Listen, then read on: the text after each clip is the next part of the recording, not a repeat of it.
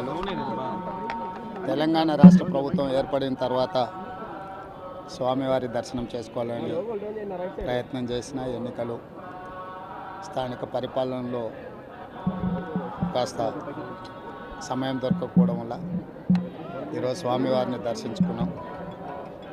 రెండు రాష్ట్రాల సత్సంబంధాలు కొనసాగాలని, రెండు రాష్ట్రాల అభివృద్ధి పదం వైపు నడవాలని, ఆంధ్రప్రదేశ్లో ఏర్పడబోయే ప్రభుత్వము ఆ రాష్ట్ర ముఖ్యమంత్రితో తెలంగాణ ముఖ్యమంత్రిగా సత్సంబంధాలతో సమస్యలన్నిటిని కూడా పరిష్కరించుకొని కలిసికట్టుగా నడిచి రెండు రాష్ట్రాలు అభివృద్ధి పదం వైపు నడిపించే విధంగా ఒకరికి ఒకరు సహకరించుకొని ముందుకు వెళ్ళాలని ఆకాంక్షించను.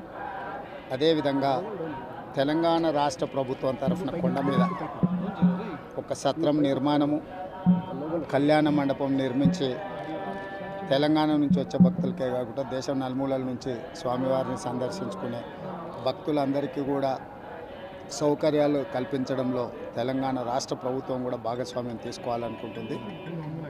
ఈ ఫలితాల ప్రక్రియ ముగిసిన తర్వాత తప్పకుండా తెలంగాణ రాష్ట్ర ప్రభుత్వం తరఫున సత్ర నిర్మాణానికి అవకాశం ఉంటే కళ్యాణ మండపం నిర్మించి స్వామివారి సేవ కొనసాగించాలని రాష్ట్ర ప్రభుత్వం భావిస్తుంది. తప్పకుండా తొందరలోనే ఆంధ్రప్రదేశ్ ముఖ్యమంత్రిని కలిసి విజ్ఞప్తి చేసి ఇక్కడ స్వామివారి సేవలో తెలంగాణ రాష్ట్ర ప్రభుత్వం కూడా భాగస్వామ్యం తీసుకోవాలని కోరుకుంటున్నాం. కొండ మీద రాజకీయాలు మాట్లాడకూడదు. తప్పకుండా మంచి వాతావరణం ఉంది, వాతావరణం కూడా అనుకూలించింది. గత సంవత్సరం కరువు వచ్చిన, తాగునీటి సమస్య ఉన్న సమస్యలను అధిగమించి మంచి ఋతుపవనాలు, మంచి కాలం అవుతున్నది. వానలు పడాలి, పంటలు పండాలి, రెండు రాష్ట్రాలు సుభిక్షంగా ఉండాలనే మా ఆలోచన.